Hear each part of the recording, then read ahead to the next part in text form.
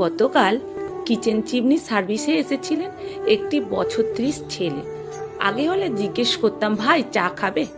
কিন্তু এখন একমাত্র টি লাভার ছাড়া চা খাবে জিজ্ঞাসা করলে পাবলিক মারতে আসতে পারে ভেবেই জিজ্ঞাসা করি, ভাই শরবত বা লস্যি খাবে?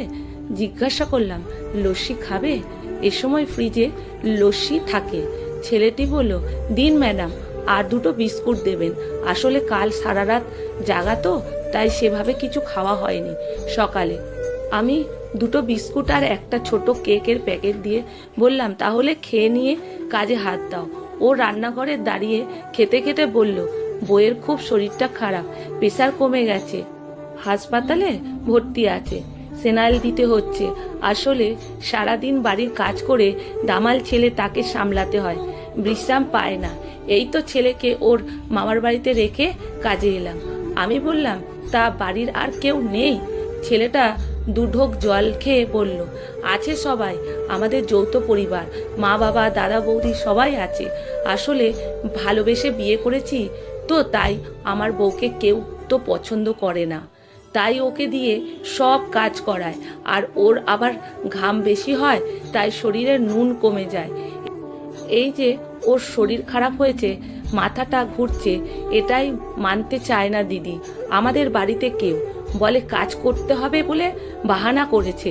মেয়েটার জন্য খুব কষ্ট হয় দিদি, ও মুখ বুজে করে যায়। একটু শান্ত প্রকৃতি। আমি প্রচুর কাজ করি, কোনো কামাই নেই, জমাচ্ছি টাকা একটু একটু করে। দেখি যদি দুটো ঘর তুলতে পারি তাহলে ওর একটু রেস্ট হবে।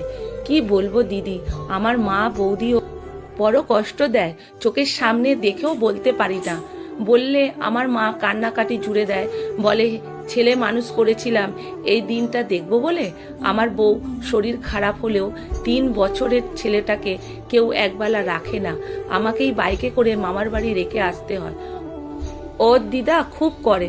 যৌথ ফ্যামিলি আজকাল ভেঙে যাচ্ছে বলে চেঁচানো মুখগুলো ভেসে ওঠে চোখের সামনে।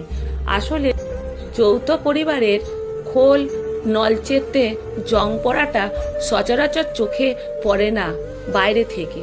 আর সংসার আবার বড় মহৎ জায়গা, যে করেই চলে তার ওপরে বোঝা চেপেই যায়। তাই বিশ্রামের ফুরসতটুকুও কেড়ে নেয় সংসার তার মাহাত্ম্য দিয়ে। আমি বললাম, তো আজ তো না বেরোলেও পারতে কাজে। মানিক হেসে বলল, না ম্যাডাম, কাজ না করলে টাকা জমাবো কি করে? আমার একটাই লক্ষ্য, পরের বাড়ি মেয়েটাকে ভালোবেসে নিয়ে এসেছিলাম, তাকে একটু শান্তি দিতে হবে। বড় ভালো লাগলো ছেলেটির মানসিকতা।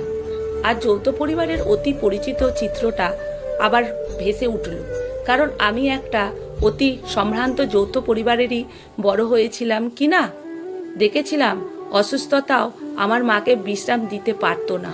আসলে বাইরে থেকে সবকিছুই রঙিন লাগে, ধূসর রং নিজেই বড় ম্রিয়মান, তাই চকচকে রঙের ভিড়ে হারিয়ে যায়, মানুষের চোখ অবধি পৌঁছতেই পারে না। ব্যক্তিগত অভিমত। কলমে অর্পিতা সরকার, পাঠে অনিতা ভট্টাচার্য।